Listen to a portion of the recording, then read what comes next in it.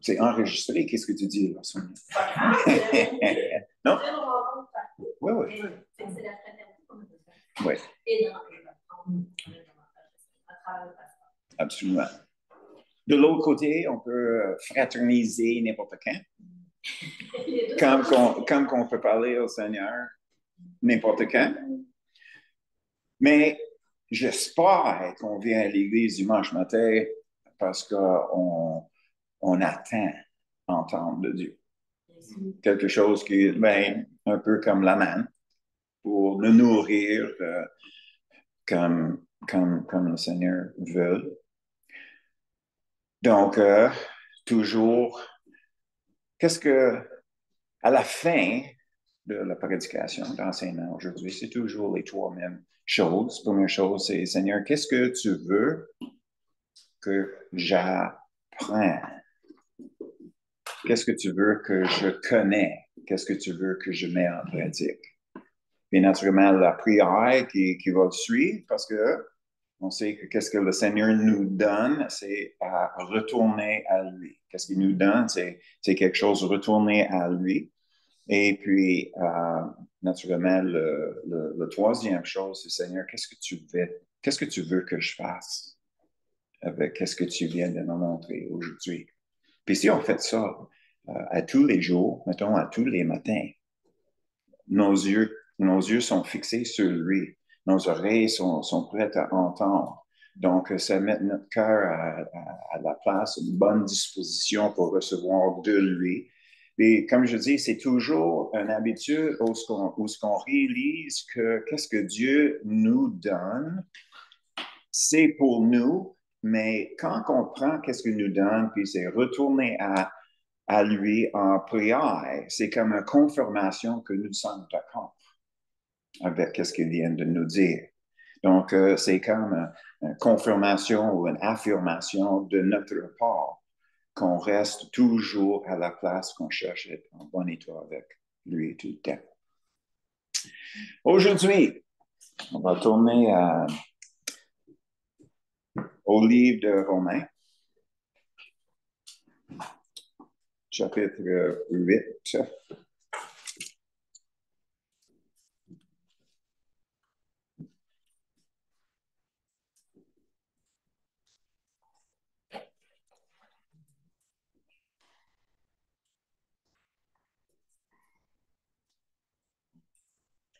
Le verset 30. Et ceux qu'il a prédestinés, il les a aussi appelés. Et ceux qu'il a appelés, il les a aussi justifiés. Et ceux qu'il a justifiés, il les a aussi glorifiés. OK? Il nous a glorifiés. Oh boy, c'est tough, hein? Ouais. C'est tough. Qu'est-ce que ça veut dire? Ouais, c'est ça. La première chose, c'est que c'est quoi le temps? C'est quoi le temps?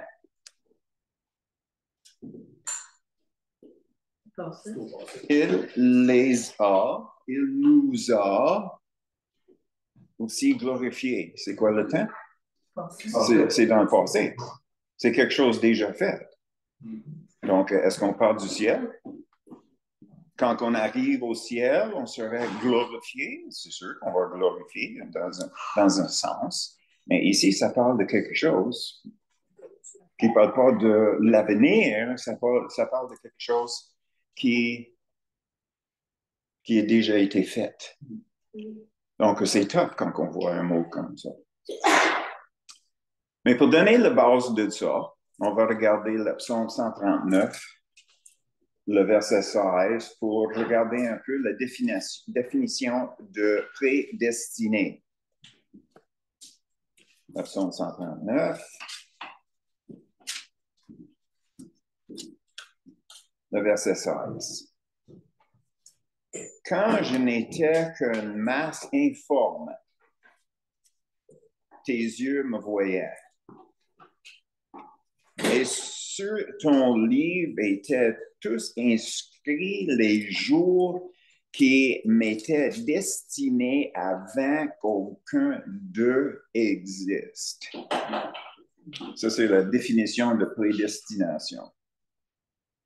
Il y a des choses, je vais dire spirituelles, ça commence spirituellement, ça commence surnaturellement, ça commence avec Dieu. Puis il y a les choses que lui, il veut faire dans nos vies et à travers de nos vies. Et toutes ces choses-là, tout ce qu'on fait avec lui, c'était écrit déjà. C'est à nous de les découvrir, n'est-ce pas, Caroline? Il fallait qu'on les découvre. C'est inconnu à nous, mais c'est connu à Dieu. Donc, ça prend toujours d'être dans sa présence ou bien proche à lui pour être capable d'embarquer dans ses projets, les projets qu'il avait préparés il y a longtemps, on va juste le dire de même, hein, depuis le début. Donc, pour tout le monde qui était prédestiné, il était prédestiné à quoi? J'ai mentionné une partie, donc je vais juste vous aider. Le verset 29. Car ceux qu'il a connus d'avance, il les a aussi prédestinés d'être semblables à l'image de son Fils. Tada! C'est prédestiné par Dieu qu'on devient de plus en plus comme Jésus dans notre attitude, dans nos pensées, notre façon d'agir, notre comportement. Donc, comment est-ce que Dieu fait ça? Ben, le verset 28. Toute chose concourt au bien. Ceux qui aiment Dieu, est-ce que vous aimez Dieu? OK, donc vous êtes inclus. OK. De ceux qui sont appelés selon son dessein. Donc, toute chose. Donc, est-ce que ça veut dire que Dieu a planifié qu'aujourd'hui, à 7 heures, je me lève, à 8 heures, je fais ci, puis 9 heures, je fais ça, ni.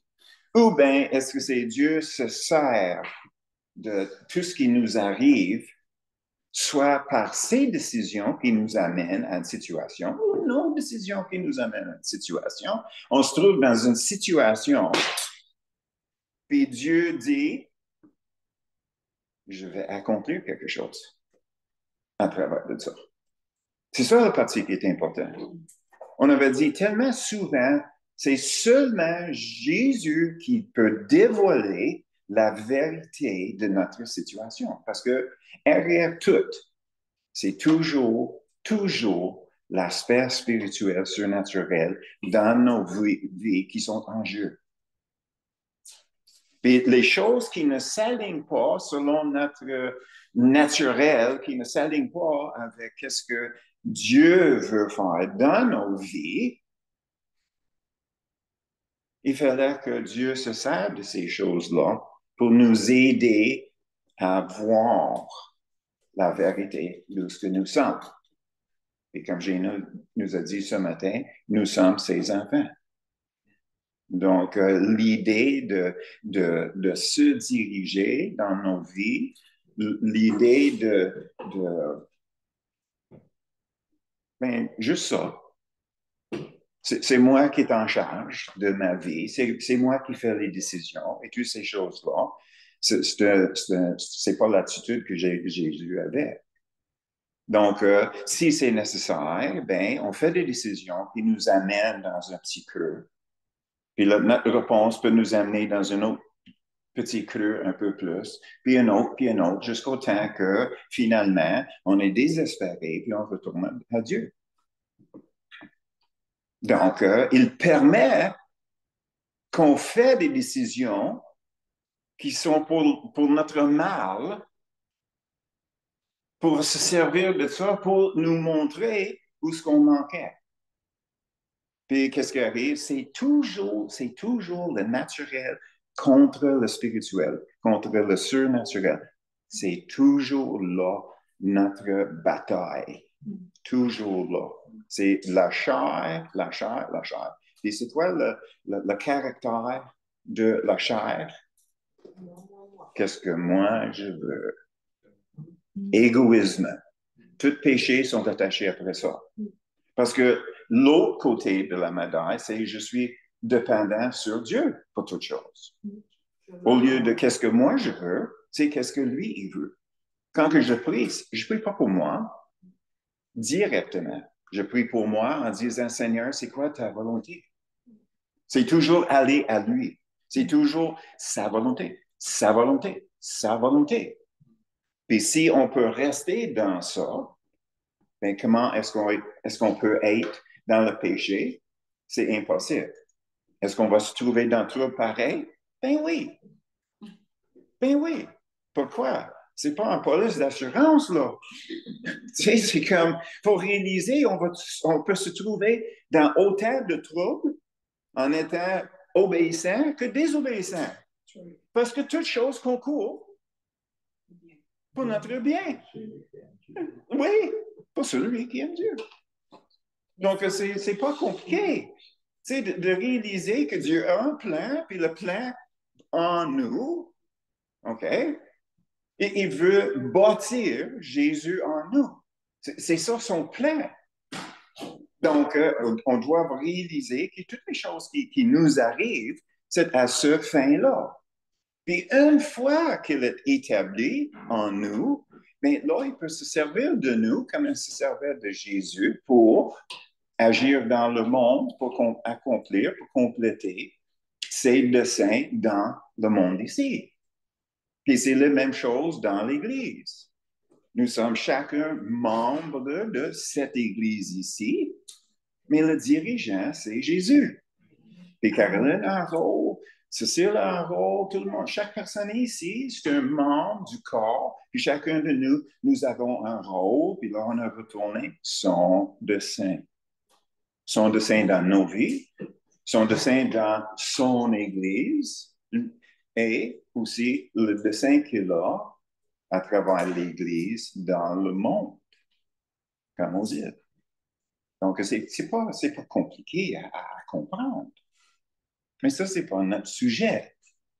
Notre sujet, c'est nous sommes glorifiés. Donc, c'est ça la question. Qu'est-ce que ça veut dire? Mais je n'ai pas de réponse. C'est une question que je vous pose. Tu veux me donner vos réponses à vous? Non.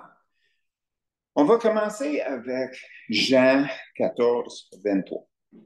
14, 22? 23. 23. 14, Jean 14, 23.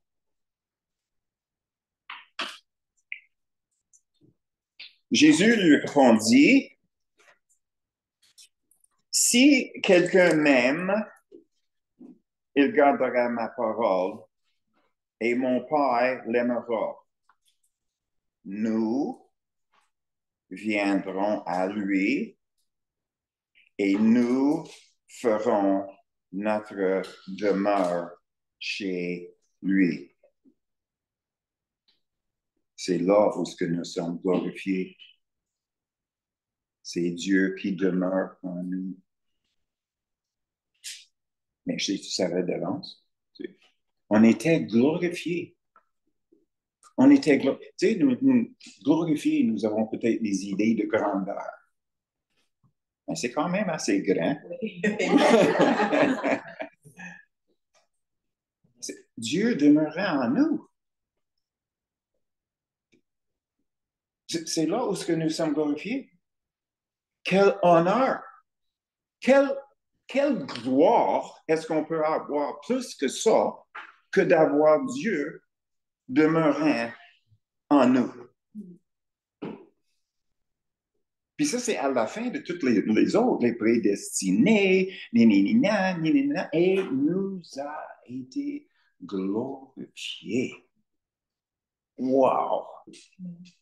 C'est une révélation, n'est-ce pas? Tu sais, on pensait qu'on était juste normal. On n'est pas normal, pas en tout. Je le vois un peu comme, tu sais, comment on appelle ça, les semences pour pour l'arbre, une chaîne, tu sais, les choses rondes. Un gland. Un quoi? Le gland. Le gland. Tu sais, je le vois un peu comme ça. Le gland, tu le regardes, puis c'est rien. Mais là, tu mets ça dans ton air, puis ça commence à pousser. Oui. Oui. Puis qu'est-ce qui arrive de là, c'est que tu vois quelque chose à l'extérieur, puis c'est rien. Tu le mets dans ton air. C'est comme nous, spirituellement. On commence à grandir. La gloire de Dieu en nous amène à grandir, puis grandir, puis grandir. Puis à un moment donné, ça sort de la terre.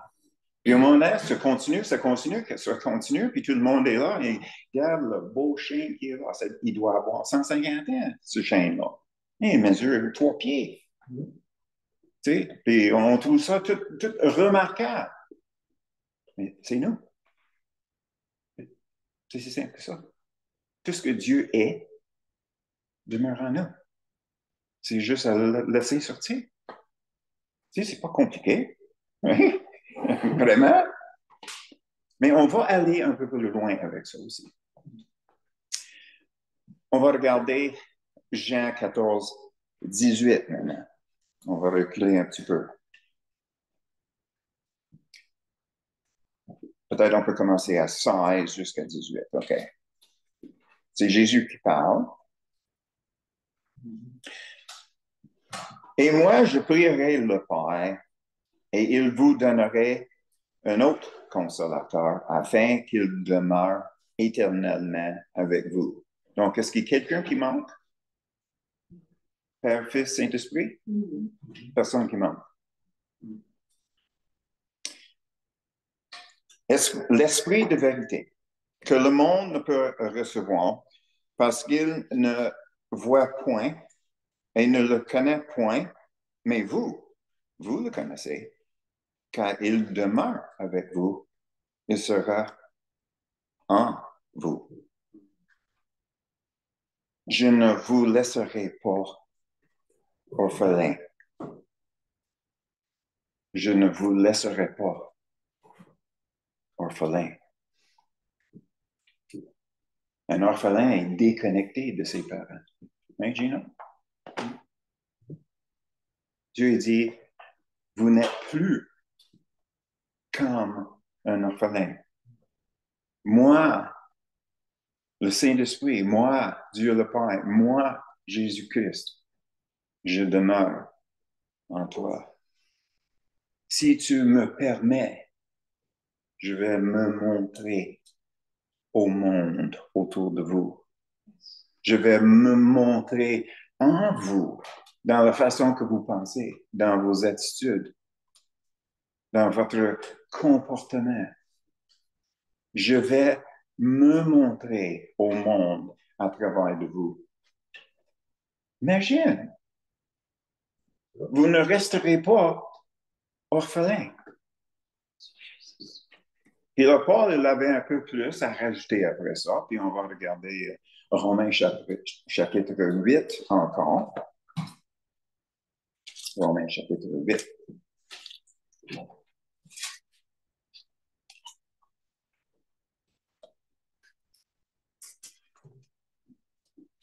Les versets 14 et 15.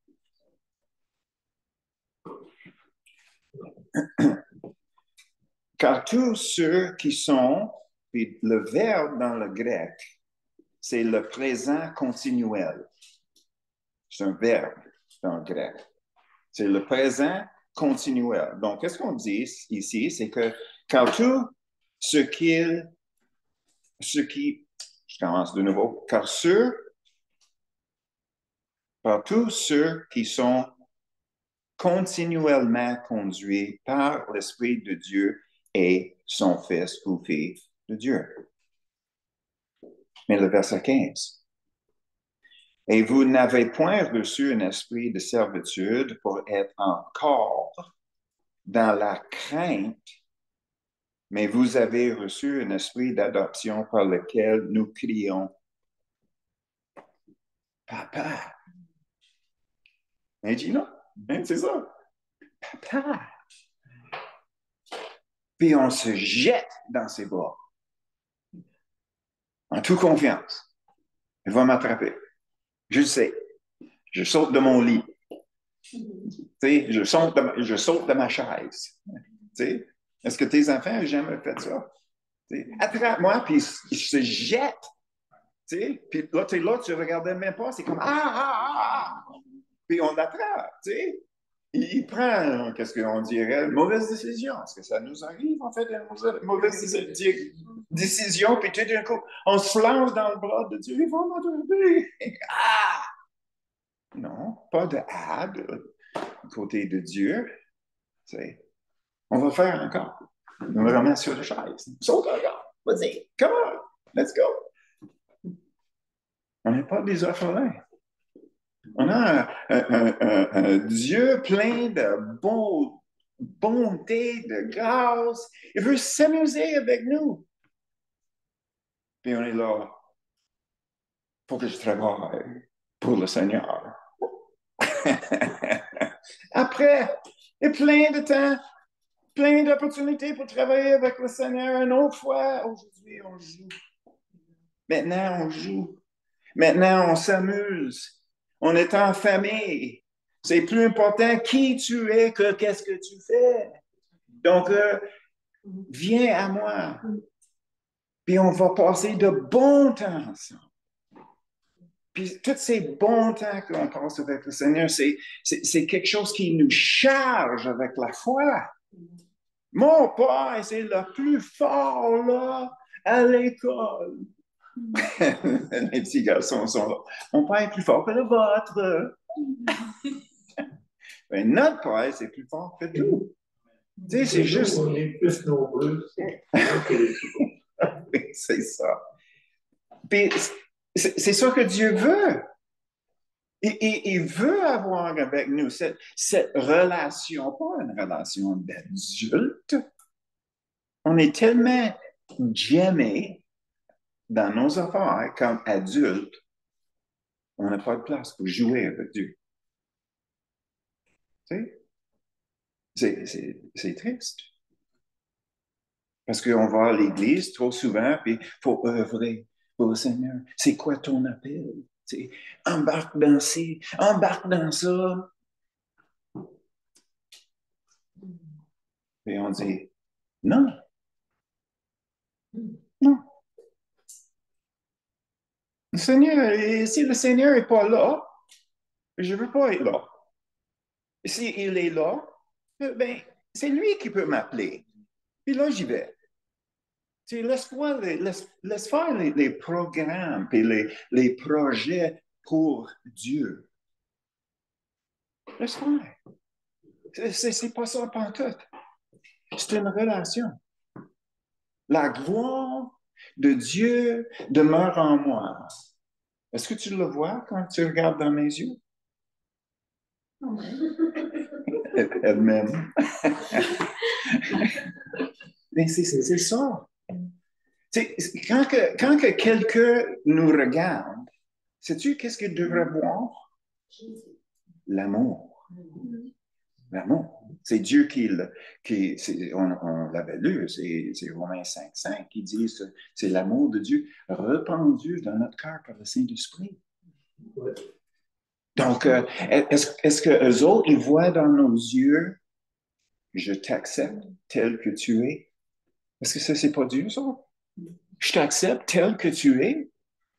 Peu importe si tu es flyé, peu importe si tu es sans dessin, peu importe si tu es con. À moi, tu es important. C'est ça que Dieu fait. C'est ça que Dieu dit. Puis on le regarde dans les yeux, puis ce n'est que de l'amour. On n'est pas obstiné.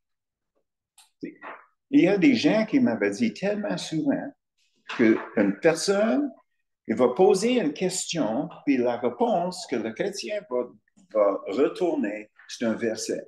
Il dit, c'est quoi ça? Je pose une question, je veux avoir une réponse réelle, puis il me lance un verset. C'est quoi l'affaire? C'est comme la personne n'est pas impliquée. Pas obligé de dire un verset, vis le verset. Fais le verset. Laisse faire lancer les versets. Tu sais, qu'est-ce que ça donne, dans le fond? Pour démontrer comment que je suis intelligent, comment que j'ai appris mes leçons de l'école du dimanche. OK, bravo. Mais ce n'est pas l'amour de Dieu. Tu sais, je vais me sauver. Je ne veux pas m'embarquer dans ta vie. Donc, je vais te donner un croûte, puis je m'en vais. Non, Dieu n'est pas comme ça. Pas du tout. Donc, c'est important pour nous autres à réaliser, quand on parlait la semaine passée de ressentir l'amour de Dieu, là, est-ce que vous commencez à voir comment c'est important? C'est tellement important parce que si nous sommes imbibés avec l'amour de Dieu, de ressentir l'amour de Dieu tout le temps autour de nous, ça changerait-tu notre attitude, notre comportement, notre vitesse, notre rythme de vie? Certainement. Pourquoi? Pas de souci. Pas de souci. Donc, j'ai le temps. Je peux embarquer. Je peux faire ci. Je peux faire ça. J'ai le temps. Dieu prend soin. Pas de souci. Est-ce qu'on est comme ça? On aimerait être comme ça. Mais, naturellement, il fallait qu'on réalise que Dieu nous a glorifiés avec sa présence en nous. C'est de se fier sur ça. C'est de se fier sur ça.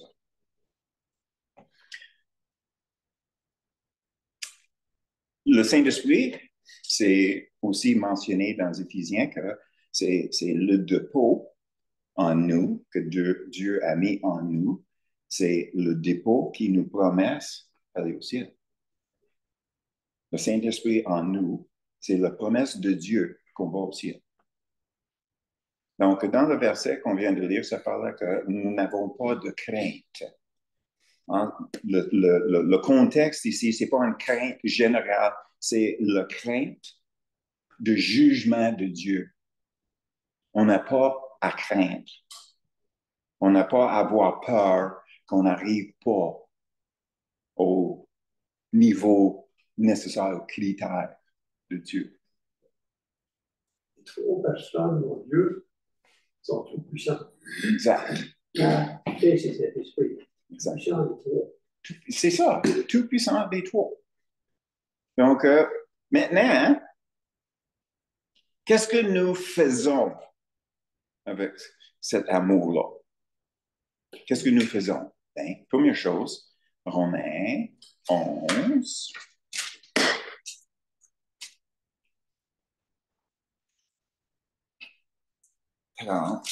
Six.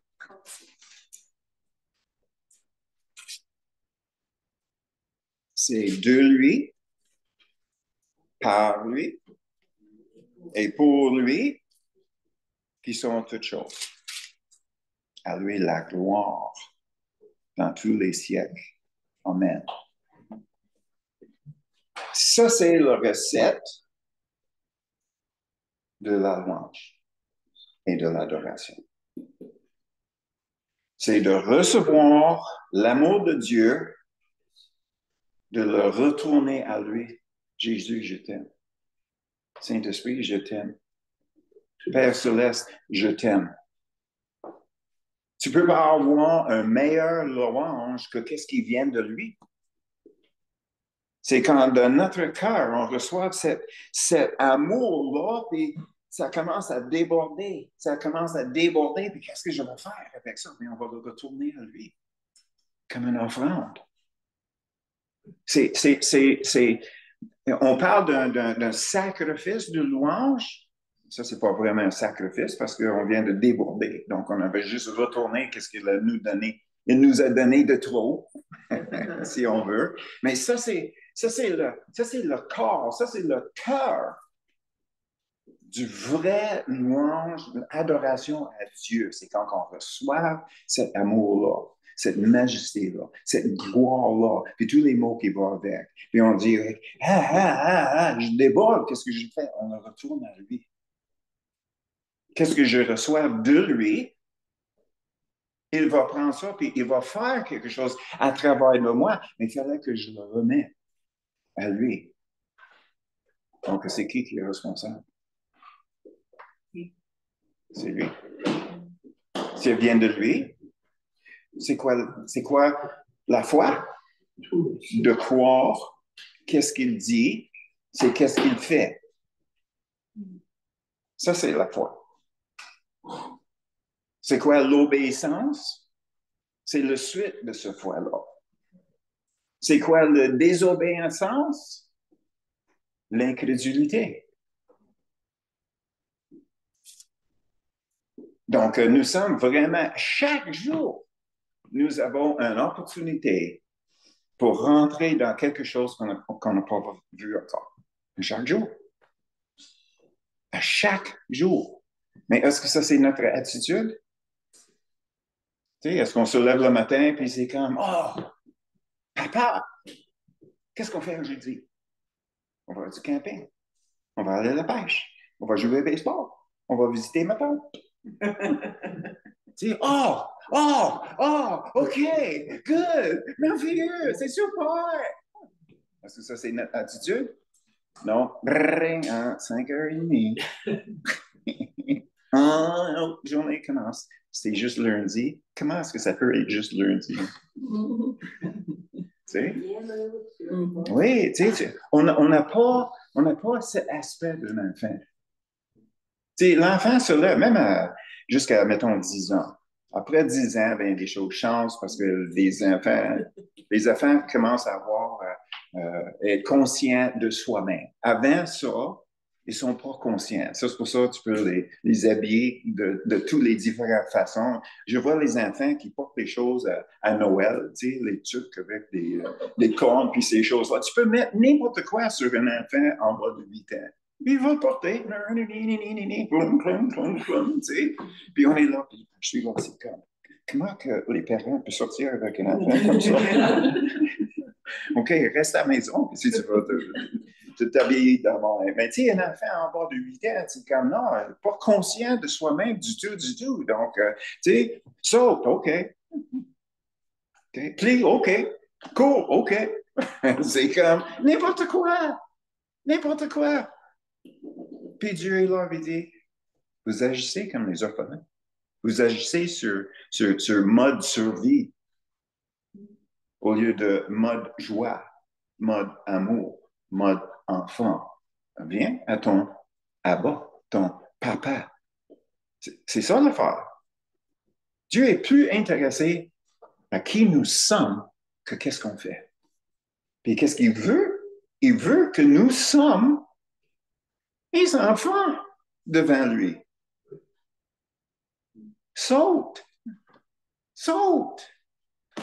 Quand il nous parle, saute. Il n'y a pas de danger. C'est quoi le pire qui peut arriver? Tu vas mourir, mais tu vas au ciel. Tu ne peux pas menacer avec la mort, mais va au ciel. Et si Dieu me dit de faire quelque chose qui est complètement fou, c'est qui est responsable? C'est lui qui est responsable. Si je fais une erreur, je saute, il m'attrape. C'est mon Père. Puis si je le fais comme qu'il me demande, il va l'accomplir. C'est pas compliqué. C'est une question d'attitude de cœur. Mais pour arriver là, il faut que nous sommes convaincus de 100% qu'on peut lui donner 100% de notre vie. C'est ça la question. Est-ce que je peux faire confiance à Dieu à 100%? Pas ici. Non. On connaît toutes les réponses. La réponse ici, c'est oui. Puis le cœur crie, non, jamais. Tu viens-tu, il y a 20 ans, quand j'ai fait ça, puis il n'avait pas arrivé à temps? Ah, c'est nous. Regardez en arrière.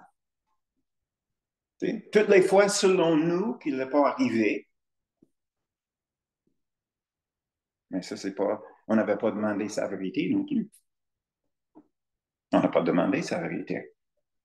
Puis ça, c'est la partie à jamais, jamais, jamais oublier. C'est seulement Dieu qui peut nous dire dans quelle situation que nous sommes. Seulement. Parce que c'est l'aspect spirituel qui est premier. L'aspect naturel, c'est deuxième. Donc, quand que Dieu dit, ça, c'est ton état. Donc, on va passer par les temps difficiles en sachant que c'est pas le péché. C'est parce que Dieu m'a mis là, parce que j'ai des choses à mettre en pratique. Ou bien c'est comme, oh, j'ai pas écouté, OK, Seigneur, pardonne-moi. Puis changer. Un autre mot religieux. Faut repentir. Faut pardonner. Ouais. Si tu étais dans la place de l'autre personne, comment est-ce que ça serait reçu? Pas du tout. Pas d'amour. Repentir. J'ai deux bras jambes. J'ai deux. Repentir. Pourquoi dire à une personne, un non-croyant, un non-sauvé, on va dire, il faut que tu repens. Prends un mot qu'on utilise aujourd'hui. Il faut que tu changes. Puis la personne dit, ah oui, c'est vrai, je sais qu'il fallait que je change. Si tu dis, ah, il fallait que tu repenses, c'est comme, repens. Qu'est-ce que ça veut dire? Repens. C'est ça, juste ça. Oui, c'est ça, c'est juste ça, c'est changer. On prend une mauvaise direction, qu'est-ce qu'on fait? Bien, on reprend. Non, on change de direction. On met le flasher, puis on change. C'est pas compliqué. Une autre affaire, il faut pardonner. Faut pardonner. C'est quoi ça? C'est aussi bien donner un claque d'en face. Faut pardonner. Peut-être on peut dire quelque chose comme, est-ce que tu veux sortir de ton prison? Laisse-moi t'aider à sortir de ta prison. Est-ce que je peux prier pour toi? Est-ce que je peux embarquer dans une conversation avec toi, que tu peux me parler de ta situation? Puis on pose à Dieu, Seigneur, c'est quoi la situation? C'est quoi la vraie situation? Donc, quand on parle avec la personne, il nous donne la parole exacte pour arriver à parler à cette personne-là. Par amour. Par amour. Donc, c'est ça. Maintenant, quand on lit la parole, aimer Dieu avec tout ton cœur, toute ton âme, toutes tes forces, toute ta pensée. OK? Ce n'est pas à nous à produire cet amour-là. Dieu nous a déjà donné l'amour. C'est juste à le retourner à lui. Donc, si on commence avec qu'est-ce que lui, il a fait déjà, qu'est-ce qu'il est en train de faire maintenant, quand que j'arrive à la place devant Dieu, qu'est-ce que je peux dire autrement que je t'aime? Tu es mon papa. Tu m'attrapes. Tu étais à côté de moi avant que je t'ai sauvé, comme aujourd'hui, comme sauvé. Tu étais toujours là, toujours avec moi. Tu avais toujours un plan. Tu étais toujours responsable. Tu étais toujours capable de faire toutes les réparations nécessaires dans ma vie, que je puisse vivre en liberté, la vie abondante. C'est là. Mais si on n'est pas convaincu ici, on va à Dieu. Puis on dit, Seigneur, d'où vient l'empêchement qui m'empêche de faire, de te louer, de t'aimer comme je veux, mais je ne suis pas capable. Je ne peux pas faire confiance. D'où vient ça? D'où vient ça? D'où vient toujours retourner à Dieu? D'où viennent les empêchements? Puis laisse Dieu nous montrer où est l'impasse. Puis laisse Dieu nous diriger comment sortir de cette impasse-là. Laissez Dieu nous guérir dans nos cœurs. Après ça, on va être capable de pardonner. Parce qu'il y a des fois, le pardon, c'est impossible en nous. Mais c'est Dieu guide notre cœur. On se trouve à la place pour être capable de dire, maintenant, je peux te pardonner. Je te laisse aller en paix. Pourquoi? Parce que moi, j'ai la paix. Tu sais? Donc, ce n'est pas juste les réponses qu'on donne aux autres. C'est l'amour. C'est l'amour. La chanson, la paix que Jésus donne.